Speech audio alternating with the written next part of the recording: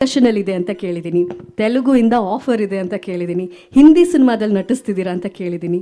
ನೀವು PAN India ಸಿನಿಮಾಗಳು ಮಾಡ್ತಿರೋದು ಅಷ್ಟೇ ಅಲ್ಲ ಸರ್, ಪ್ಯಾನ್ ಇಂಡಿಯಾ ಆ್ಯಕ್ಟರ್ ಆಗಿಬಿಟ್ಟಿದ್ದೀರಿ. ನಮ್ಮ ಕನ್ನಡಿಗರು ಈ ಮಟ್ಟಕ್ಕೆ ಸಿನಿಮಾಗಳನ್ನ ಮಾಡ್ತಿರೋದು ನಮಗೆ ತುಂಬ ಖುಷಿ ಆಗ್ತಾ ಇದೆ ಸರ್.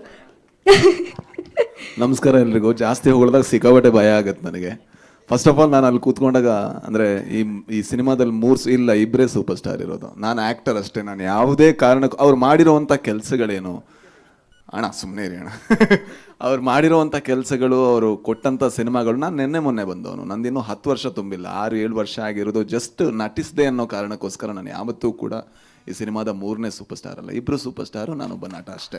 ಅಂದರೆ ಅದರಲ್ಲಿ ಯಾವುದೇ ಇದಿಲ್ಲ. ನನಗೆ ಪ್ರತಿ ಸತಿ ಹೇಳಿದಾಗ ನಂಗೆ ಒಂಥರ ನಾಚಿಕೆ ಆಗೋದು, ಒಂಥರ ನಿಜ ತಮಾಷೆ ಇಲ್ಲ, ನಿಜವಾಗ್ಲೂ ಆಕ್ವರ್ಡ್ ಅನ್ಸುತ್ತೆ. ಯಾಕಂದರೆ ನಾನು ಶಿವಣ್ಣ ಮತ್ತು ಉಪ್ಪಿ ಸರ್ ಇಬ್ಬರ ಹತ್ರನೂ ಹೇಳಿದೆ, ನನ್ನ ಭಾಗ್ಯ ಅವ್ರ ಮಧ್ಯೆ ಕೂತ್ಕೊಂಡು ಅವರು ಆನ್ ಸ್ಕ್ರೀನ್ ಬರಬೇಕಾದ್ರೆ ವಿಸಿಲ್ ಹೊಡೆಯೋದು, ಇದು ನನ್ನ ಭಾಗ್ಯ.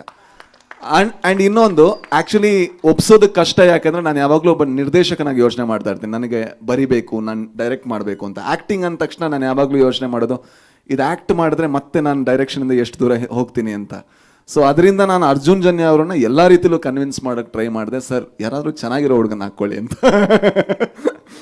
ಆದರೆ ಇವತ್ತು ಅವ್ರು ನನ್ನನ್ನು ಒಪ್ಕೊಂಡಿದ್ದು ನನ್ನ ಭಾಗ್ಯ ಅಂತ ಅನ್ಕೋತೀನಿ. ಯಾಕಂದರೆ ಒಬ್ಬ ಕನ್ನಡಿಗನಾಗಿ ಒಂದು ಒಳ್ಳೆಯ ಕನ್ನಡ ಸಿನಿಮಾ ಬರಬೇಕು, ಆ್ಯಂಡ್ ಅದನ್ನು ನಮ್ಮವ್ರು ನೋಡಬೇಕು, ಜೊತೆಗೆ ಹೊರಗಿನವರು ನೋಡಬೇಕು, ಇದು ನಮ್ಮ ಸಿನಿಮಾ ಅಂತ ನಾವು ಎದೆ ತಟ್ಕೊಂಡು ಹೇಳಬೇಕು ಅನ್ನೋವಂಥ ಸಿನಿಮಾಗಳನ್ನು ನೋಡಬೇಕು ಅಂತ ಭಾಳ ಆಸೆಯಲ್ಲಿರುವಂಥ ಒಬ್ಬ ಪ್ರೇಕ್ಷಕ ನಾನು.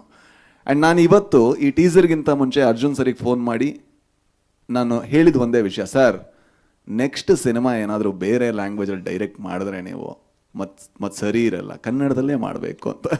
ಅದು ಯಾಕೆ ಹೇಳಿದೆ ಅಂದರೆ, ಅವರಲ್ಲಿ ಒಬ್ಬ ಶ್ರೇಷ್ಠ ನಿರ್ದೇಶಕನನ್ನು ನಾನು ನೋಡಿದ್ದೀನಿ. ಅಂದರೆ ಅವ್ರ ಬಗ್ಗೆ ಸ್ವಲ್ಪ ಮಾತಾಡ್ತೀನಿ. ಏನಂದರೆ, ಒಂದು ಸಿನಿಮಾದಲ್ಲಿ 60 ಪಾತ್ರ ಇದ್ದರೆ ಆ 60 ಪಾತ್ರಕ್ಕೂ ಡಬ್ಬು ಮಾಡಿ ಅದನ್ನು ಫೈನಲ್ ಮಾಡಿ ಅದಕ್ಕೆ DTS ಮಾಡಿ ಬೇರೆಯವರು ತೋರಿಸುವಂಥ ಒಬ್ಬ ಹುಚ್ಚ ಭೂಮಿ ಮೇಲಿದ್ರೆ ಅದು ಅರ್ಜುನ್ ಜನ್ಯ ಮಾತ್ರ.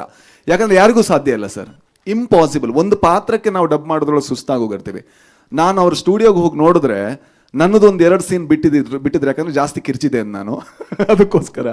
ಬಟ್ ಎಲ್ಲ ಸೀನ್ಗಳ ಎಲ್ಲ ಪಾತ್ರಗಳು ಯಾವ ಥರ ಮಾತಾಡಬೇಕು, ಯಾವ ಟೋನಲ್ಲಿರಬೇಕು, ಇಷ್ಟು ಹುಚ್ಚು ನಾನು ನೋಡಲೇ ಇಲ್ಲ. ಜೊತೆಗೆ ಈ ಸಿನಿಮಾ ಆಗ್ತಾ ಇರಬೇಕಾದ್ರೆ ಆಗ್ತಾ ನನಗೆ ಭಯ ಆಗೋಕ್ಕೆ ಶುರು ಆಯಿತು. ಇದು ಚೆನ್ನಾಗಿ ಆಗ್ತಾ ಇದೆ ಗುರು, ಏನಾದರೂ ಸ್ವಲ್ಪ ಅವಸರ ಮಾಡಿದ್ರೆ ಹೆಂಗೆ ಅಂತ. ಆಮೇಲೆ ಇನ್ನೊಂದು ಲೇಯರ್ ಆ್ಯಡ್ ಆಯಿತು, ಅದು ಇನ್ನೂ ಚೆನ್ನಾಗಾಯಿತು. ಆಗ ಲಾಸ್ಟಿಗೆ ಹೇಳಿದೆ, ಸರ್ VFXಗೆ ತುಂಬ ಟೈಮ್ ಬೇಕು, ಆಯ್ತು ಸರ್ ಮಾಡೋಣ ಅಂತ. ಸಿನಿಮಾ ಹೋದ ವರ್ಷ ಮುಗ್ದಿದೆ, ಬಟ್ ಈ ವರ್ಷ ರಿಲೀಸ್ ಆಗ್ತಾ ಇದೆ.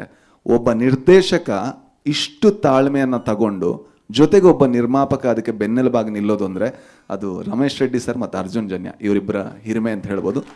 ಜೊತೆಗೆ ನನಗೆ ಈ ಸಿನಿಮಾದಲ್ಲಿ ಆ್ಯಕ್ಟ್ ಮಾಡಿರುವಂಥ ಅವ್ರು ಯಾಕೆ ಇಬ್ಬರೂ ಕೂಡ ಸೂಪರ್ ಸ್ಟಾರ್ಸ್ ಅಂತ ಹೇಳ್ತೀನಿ, ಈ ಸಿನಿಮಾ ಆ್ಯಕ್ಟ್ ಮಾಡಿ ನಾನು ಹೊರಗೆ ಬಂದಾಗ ನಾನೊಬ್ಬ ಸ್ಟಾರ್ ನಟರ ಸಿನಿಮಾದಲ್ಲಿ ಆ್ಯಕ್ಟ್ ಮಾಡಿದೆ ಅಂತ ನನಗೆ ಯಾವತ್ತೂ ಅನಿಸಿಲ್ಲ. ಅವ್ರು ಯಾವತ್ತೂ ಕೂಡ ಅವರಲ್ಲಿರುವಂಥ ಹಿರಿಮೆಯ ಭಾರವನ್ನು ಒಬ್ಬ ನಟನ ಮೇಲೆ ಹಾಕಲ್ಲ. ಯಾಕಂದರೆ ನಮಗೆ ಹೆದರಿಕೆ ಇರುತ್ತೆ. ನಾನು ಶಿವಣ್ಣನ ಮುಂದೆ ಆ್ಯಕ್ಟ್ ಮಾಡ್ತಾ ಇದ್ದೀನಿ, ನಾನು ಉಪ್ಪಿ ಸರ್ ಮುಂದೆ ಆ್ಯಕ್ಟ್ ಮಾಡ್ತಾ ಇದ್ದೀನಿ.